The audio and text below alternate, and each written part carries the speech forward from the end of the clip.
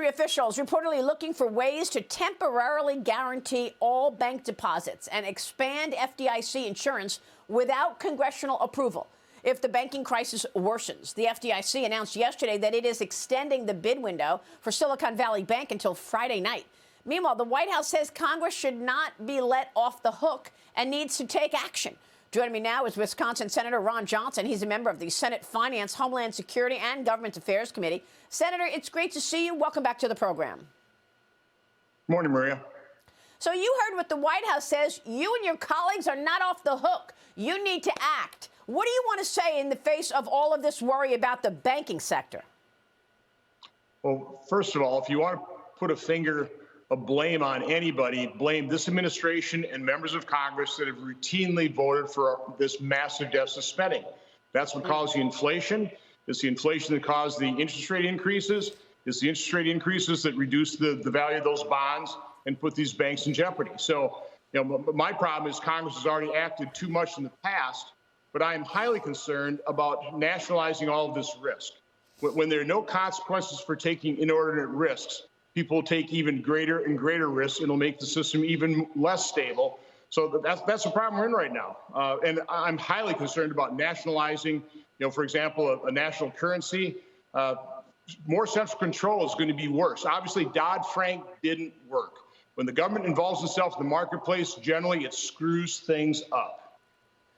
Well, you make a good point, and I know you raised this when you grilled Treasury Secretary Janet Yellen on inflation last week during the Finance Committee hearing. Let's take a look at that. Watch.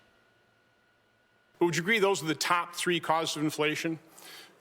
Deficit spending, high energy costs, and supply dislocations? I don't believe that deficit spending is one of the main causes of inflation. Don't? So she says it's not deficit spending, Senator. Okay, the Democrats borrowed $5 trillion plus in the last 2 years. Yellen is going to speak to the American Bankers Association. The Washington, D.C. summit is happening this morning, and she's saying a lot of the same things. Well, she's either delusional or she's not being honest with the American public. And I don't think this administration is being honest with the public, but I also know they're denying reality as well. So it's not it doesn't boost your confidence when you have the Treasury Secretary completely denying reality, not understanding exactly what caused this massive inflation. How are we going to get under control? Well, we know how it's coming under control right now. It's really not under control yet, but we're going to ruin the economy. We're going to keep hiking interest rates until you have more layoffs, and you slow the economy down. I mean, this is the classic stagflation, which quite honestly I've been predicting since January 2021 when they started talking about these massive deficit spending bills. When we're coming out of the COVID recession with trillions of dollars sloshing around the economy and all this pent-up demand, the last thing you need to do is add more fuel to the fire by more deficit spending. Yeah, well, that's exactly what they did. And now we're all trying to understand why it's taken Joe Biden so long to sign the bill to declassify the intelligence on the origins of COVID-19. He said in a statement yesterday, Senator, this: my administration will declassify and share as much of that information as possible, consistent with my constitutional authority to protect against the disclosure of information that would harm national security. So, Senator, is this his way of saying, yes, sure, I'll sign the bill, but I'm not going to declassify much?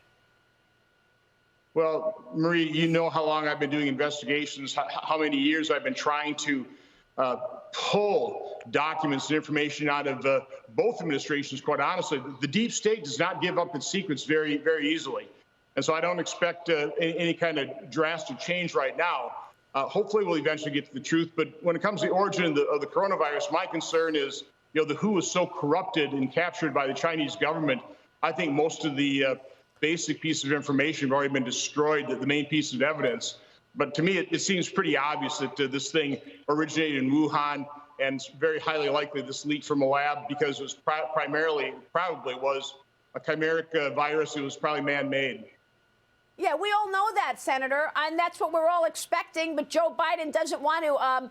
He doesn't want to confirm it. Why? Is he compromised? You were among the first to, unleash all this information on that Hunter Biden laptop.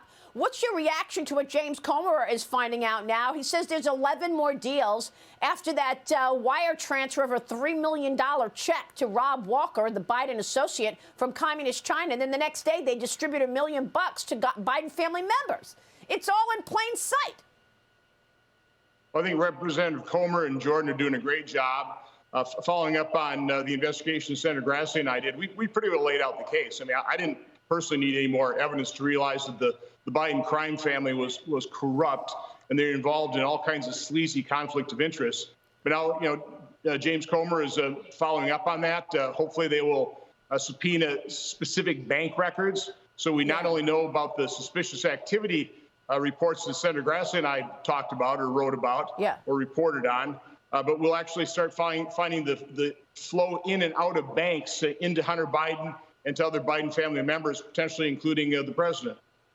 Unbelievable. And where is the mainstream media? Nowhere. Senator, thank you. Good to see you this morning. Ron Johnson in Wisconsin. We will continue to focus and keep a spotlight on all of this.